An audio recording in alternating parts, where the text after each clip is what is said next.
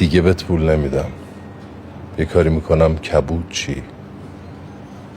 الان به مادرت هم زنگ میزنم دیگه بهت پول نده. فقط دارین زنگ میزنید بگین مهشید سان عسلی هم سلام رسون به مامان.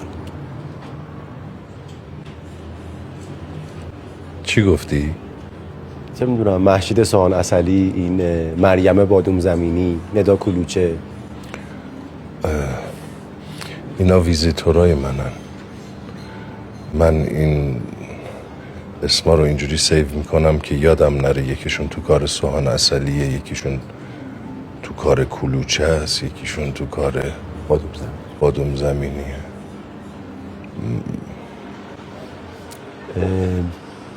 این که چی شما اونا رو سیو کردین و صدا میکنید مهم نیست.